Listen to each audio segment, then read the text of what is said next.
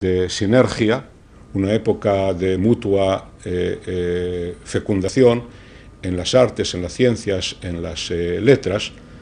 El hecho es que los judíos fueron expulsados. De modo que creo que es una nostalgia no por lo que fue, sino por lo que pudo ser. Desde el exilio, Sefarad se convirtió en una imagen de orgullo y dolor. Reflejo de esto es la leyenda que afirma que muchos sefardíes aún conservan las llaves de las casas de sus ancestros. ¿Dónde está la llave que estaba en cajón? Mis nonos la truyeron con grande dolor. Mis nonos la truyeron con grande dolor. De su casa de España, de España. De su casa de España, de España. Sueños de España. No deja de ser un mito, pero que es un mito que representa algo en el imaginario colectivo. Es el mito de los orígenes y de unos orígenes histórica y culturalmente prestigiosos. Los rasgos sefardíes se conservaron mejor en aquellas colonias sefardíes que vivían en países de desarrollo menos evolucionado que los países donde vivían, que fundamentalmente que España. Quiero decir, los rasgos sefardíes se conservaron muy bien en Oriente Próximo, en las zonas del Imperio Turco y en las zonas del norte de África, en la zona fundamentalmente de Marruecos. La generación de mis abuelos tenían como primer idioma el ladino judío-español, incluso, digamos, el único idioma escrito de mi abuela paterna era el judío-español. Mi familia en Grecia hablaba ladino, sobre todo las abuelas. Mi madre ya empezó a ir a colegio griego donde obligaban a aprender en griego y a hablar en griego, o sea que fue perdiendo un poco el español, pero las abuelas solo hablaban en ladino. Realmente yo creo que gran parte del secreto está en cómo estaba constituido el Imperio Otomano. El Imperio Otomano se extendía por toda la cuenca oriental del Mediterráneo, los países balcánicos, y su orientación histórica y social era la de permitir a los pueblos bajo su dominio que siguieran con sus tradiciones como habían tenido antes de pasar a formar parte de ese imperio. Era un mosaico de minorías. Y en este sentido el sefardismo tenía un lugar, tenía un sabor, tenía un conjunto de costumbres. Se agrupaban, según, en muchos casos según su lugar de origen, más o menos amplio, y en general seguían manteniendo las mismas tradiciones, la misma organización social, el mismo modo de vida que habían tenido en la península. Sí se ha conservado es el orgullo de origen, una especie de idea de que el origen sefardí era algo importante, de la importancia del pasado y de alguna forma una cierta hispanofilia, una cierta relación con España que ha permanecido prácticamente entre todos los descendientes de sefardíes, tanto los de Oriente como los de Occidente. El paso por España había marcado para siempre la memoria del pueblo sefardí. Por el contrario, en la península su rastro había sido olvidado rápidamente. Las sinagogas se convirtieron en iglesias y las tumbas sepulcrales en murallas de ciudades. 3 siglos después del decreto de expulsión, Carlos IV de España, en una real cédula de 1802, reafirmaba: que mi piadoso y religioso corazón ha estado siempre muy lejos de permitir que en mis dominios se alterase la práctica constantemente observada por muchos siglos de no admitir en ellos ningún judío, con el fin de conservar por todos los medios la pureza de la religión católica. estaría contigo. No me importa en qué forma, ni dónde, ni cómo, pero junto a ti. Que esta cédula se reeditase, se reimprimiese en muy diversas ocasiones, en muy pocos años, entre 1795 y 1820, en que por razones supuestamente comerciales, personales, o para ir a ver a un médico, pues judíos, sobre todo de la zona del Estrecho, de Gibraltar, de Tetuán, de lo que era el norte de Marruecos, pues pasarían a España, pues a lo mejor por razones comerciales, o para vender sus mercancías, o para ir al médico, o para atravesar España, para ir a algún otro lugar. Muy pocos años después de esta real cédula, y mucho más tarde que los demás países europeos, la Inquisición española es abolida en 1834. El hecho de por sí de la desaparición del Tribunal de la Inquisición no supone en ningún momento la abolición del edicto de expulsión. Pero el hecho es que, curiosamente, y también por parte de la corona española y de la sociedad española, con la abolición del Tribunal de la Inquisición, se da por cerrado el capítulo de la expulsión de los judíos de España. Entonces, en estos años, a partir de 1834, 1840, sabemos que se empiezan a instalar los primeros judíos en España. Muchos años habían pasado desde su expulsión, pero a partir de 1834, en España, vuelve a haber judíos.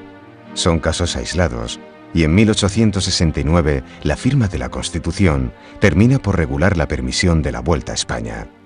Pues en aquella época podía haber viviendo en España alrededor de, digamos, entre 500 y 1000 judíos, posiblemente. Entre 1834 y 1939, pues convivieron minorías pequeñas,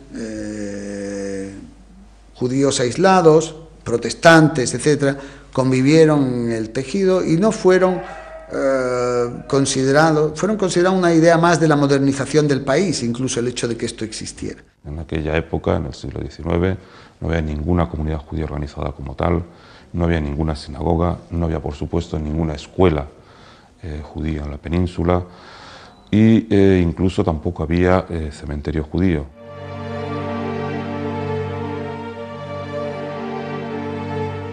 A finales del siglo XIX, el senador Ángel Pulido, en un viaje por la cuenca del Mediterráneo, descubre a unos descendientes de expulsados sefardíes que conservan el español como lengua.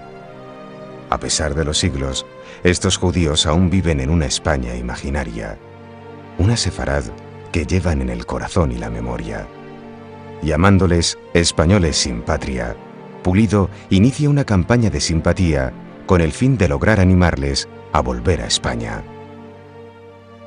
Pulido se encuentra en un momento muy determinado, que es después de la crisis de 1898, que es una crisis española fundamentalmente, una crisis política española en que pierden las últimas colonias. La vocación americanista de España se encuentra ya terminada, por un lado. Todavía la tensión africanista no ha permitido una presencia africana de España, como lo haría después con el protectorado español en Marruecos, y de alguna forma Pulido intenta encontrar una base internacional de apoyo a España y se encuentra con los sefardíes.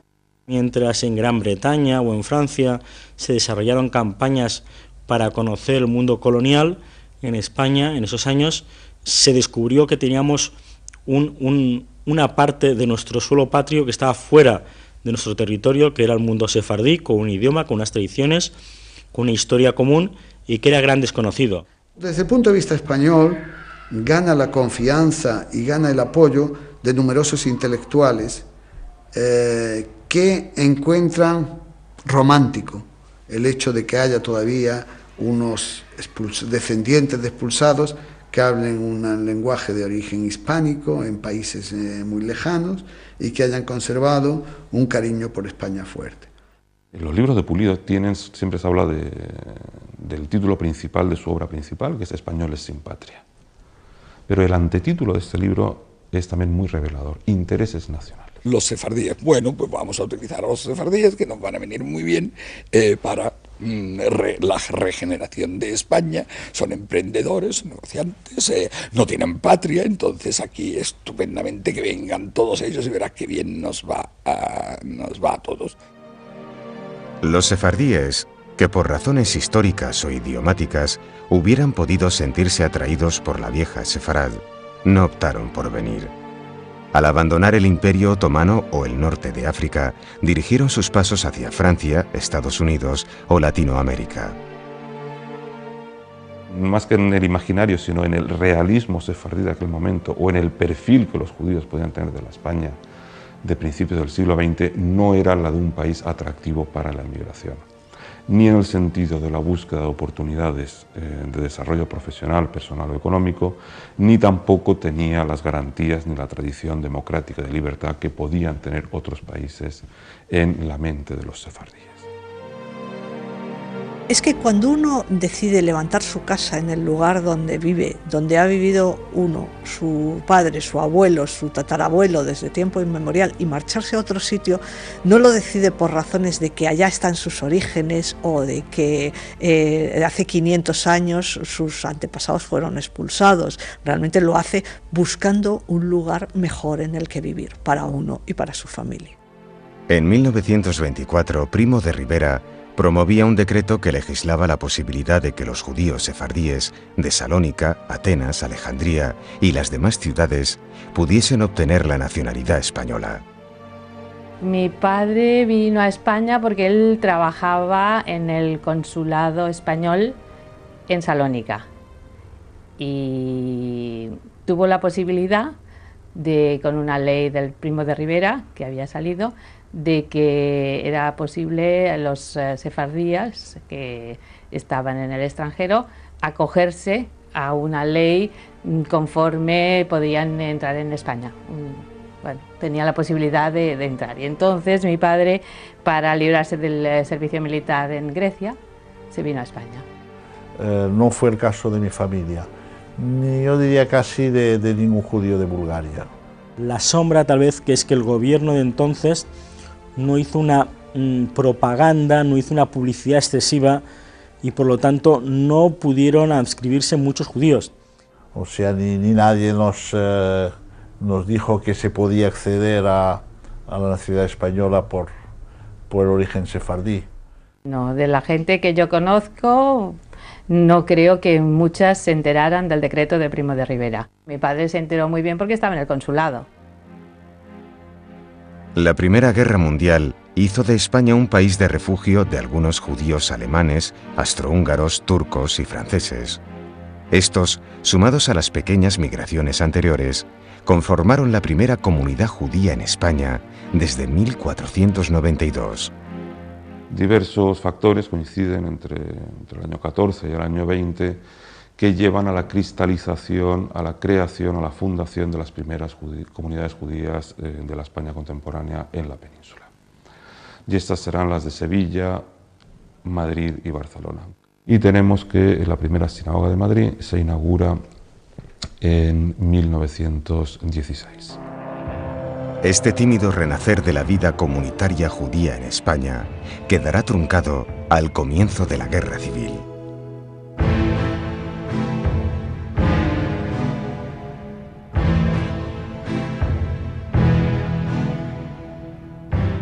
En Madrid, al inicio de la Guerra Civil, en 1936, podrían haber unas 450 familias censadas en la comunidad que marchan al extranjero gran parte, permaneciendo unos pocos. Se vuelve incluso, y está en los escritos de la época, en los escritores falangistas y nacionalistas, se vuelve a la España de 1492, a los reyes católicos, a lo que ellos representaban, a la España nacional, católica, apostólica y romana, y al catolicismo como esencia de la nacionalidad. La Guerra Civil supone la parálisis de la vida judía en España.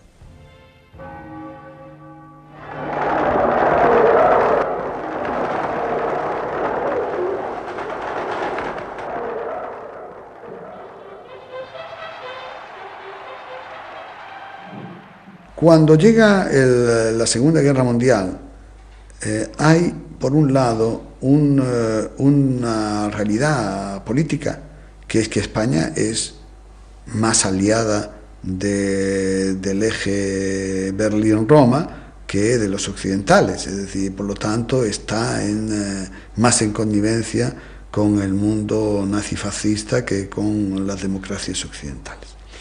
Pero, sin embargo, no pone limitaciones a la entrada durante un tiempo de refugiados judíos siempre que vayan a salir, siempre que los refugiados judíos salieran.